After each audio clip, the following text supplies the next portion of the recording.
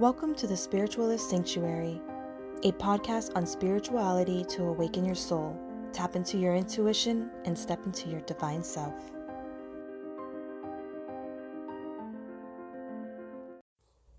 Hello, my beautiful people. Today, I want to address a few things about spirituality because there is a lot of stigma around what spiritualism is, and I do get a lot of questions about how one should respond when somebody asks them about spirituality and the belief system around it. So, after being degraded and talked down to by some people about what my morals and my values were, I went on the biggest research spree. So I do use a few quotes from the Bible to back up my research, right? So I know that I'm not the only one that are battling these comments from unwanted comments, I should say, from family, friends, or just random people, maybe. Because in the beginning phases of my spiritual journey, I didn't really know what I was doing. So, like most people, I knew it was important to meditate. I knew that burning sage would cleanse my space and my aura.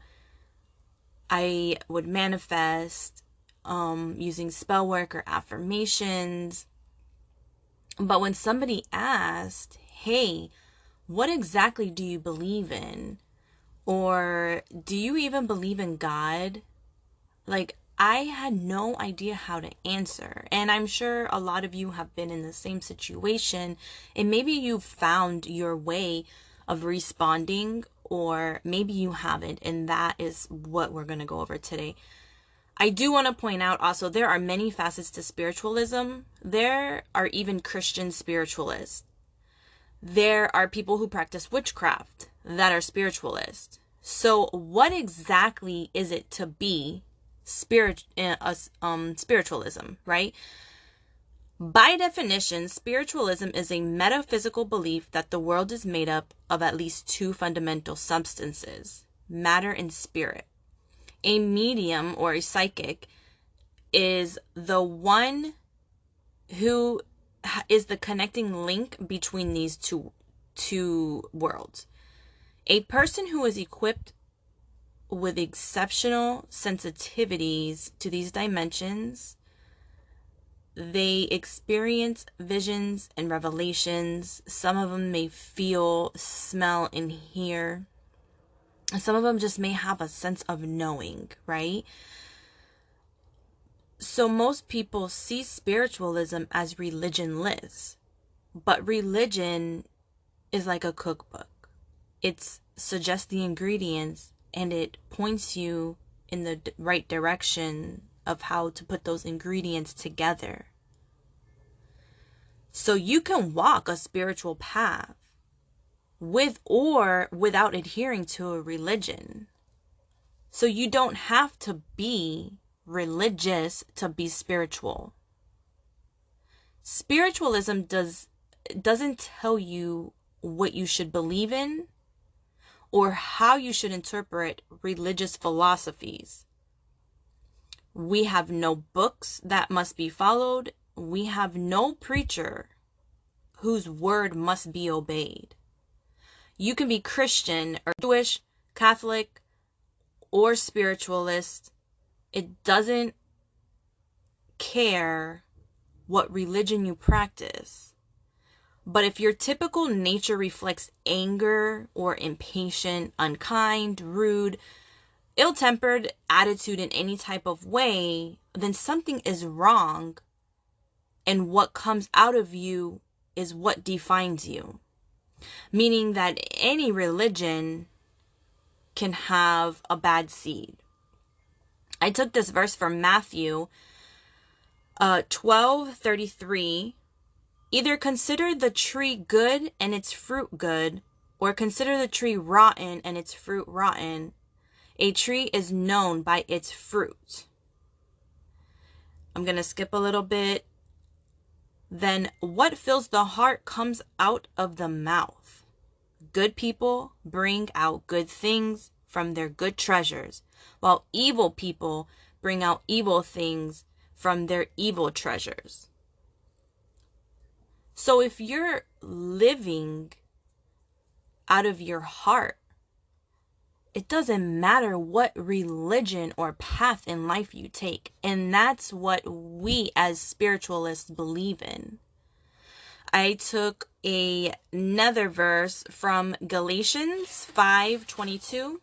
But the fruit of the Spirit is love, joy, peace, forbearance, kindness, goodness, faithfulness, gentleness, and self-control. Against such things there is no law. So basically, if you have hate in your heart, no matter what religion you are not adhering to what the universal power wants. One thing modern people devalue in spiritualism is human perception, things such as emotions, intuition, sensations, and those are things that us spiritualists live by. Intellects hate us because of those things. Those are what our beliefs are based on. And because of this, we are referred to as evil, right? Or the anticipated question, do you even believe in God? At the end of the day, what we have here is the inability for someone to understand any possible perception beyond their own belief. So instead of accepting the indifferences, they want to try and project their fears on us. Metaphysical spirituality is an open and inclusive collection of spiritual principles that embrace the teachings of all masters, teachers. It's based off science, philosophy, and religion as a way of life. It is the path to connect with your spirit guides for inspiration, encouragement, and guidance, and it helps to deepen our understanding and relationship with God or the divine. Spiritualists believe that all things are possible when we live in alignment with divine law. Love, honesty, understanding, acceptance, and wisdom. Law of attraction, the law of cause and effect, the law of love. We live by the golden rule. Do unto others as you would have them do unto you.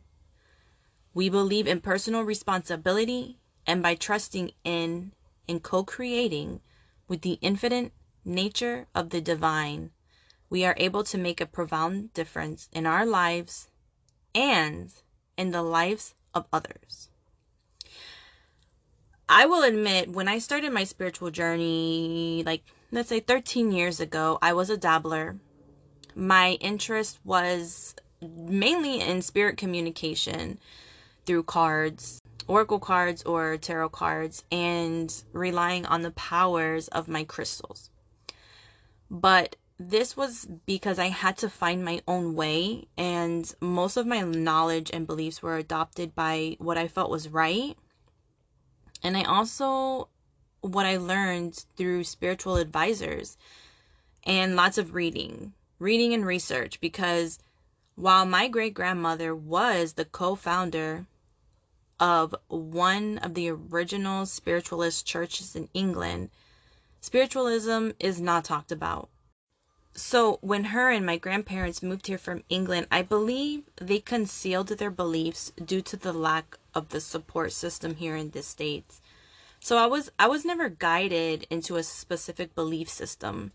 And it wasn't until I was much older that I realized my grandparents were exceptionally sensitive beings. And I say sensitive because I don't like using the word gifted.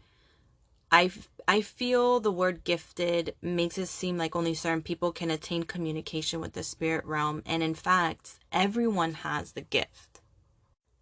My psychic abilities did not come right away or even all at once. It was a gradual process that came with self-discovery and growth. And it wasn't until I stopped dabbling and started dedicating myself, meaning living by my higher self, living with love and integrity, and learning to let go of my ego. Some people have these abilities naturally, and I truly feel for these people because it's a hard road for them. 98% of them, they don't have the support that they need. And within the medical industry, with the type of sensory hallucinations that these people have, they are usually diagnosed with a mental illness, when in fact these should not be diagnosed until of course the patient is suffering or causing harm. The medical industry can't even agree on what schizophrenia is or what makes someone schizophrenic. It's just a term used to describe someone's experience of symptoms, seeing, hearing things, right? When somebody is telling you they're seeing or hearing things, you automatically call them a schizophrenic. How to draw the line between being a psychic or sensitive and a mental illness is if the symptoms intensify or don't go away. Meaning if you're having psychosis for hours on hours, or if the person is struggling, suffering, then a professional should definitely be sought after. Or you simply don't want to deal with the sensitivities, then definitely seek a professional for some help. To develop your senses, and honestly, I encourage this even to people who have the ability naturally. You need to heal all parts of yourself and live by your higher self. Don't be a spiritual dabbler. Be committed. Crystals, tea leaf readings, Reiki healings, these are all meaningless if you do not live a true spiritual life. How do you live a true spiritual life? Discover your ultimate self, your relationship with yourself, your peers, your minds, and the universe. Realize there is a supreme universal intelligence, whoever that may be for you. For me, I believe in God, all the ascending masters like Buddha, Saint Germain, Saint Francis. Use spirituality every day in your conscious mind through creativity, mindfulness, and awareness. Be guided from within your daily life, and this is done intuitively, setting aside all ego. Be committed to being of service with love, compassion, understanding, and acceptance for each other in the world. Incorporating these spiritual truths, discipline, and energies in the daily activities of life creates a balanced expression of profound spirituality. By opening to a deeper connection within us, we are able to connect and communicate with spirit, validating the immortality of the soul and inspiring us to live more purposefully and meaningfully through our life. Through meditation and mediumship, our relationship with spirit powerfully enhances our connection to God power and our spiritual growth. As we make our way through life, we encounter physical, emotional, mental, and spiritual challenges. These difficulties, and at times the way that we deal with them, create imbalances or diseases within us. We believe that by connecting and opening up to the healing power of the divine, harmony and balance is restored. And that's why it's so important to open up that line of communication between you and the higher powers, because they will give you guidance and they will give you clarity. That is all I have for you today, guys. So leave a comment if you have a question or you just want to comment your thoughts. I do read them all. If there's a specific topic you want to go over, let me know what they are. I am excited to help all you beautiful souls become the best version of yourselves. Be love, give love, and light, and live right. Until next time, blessed be.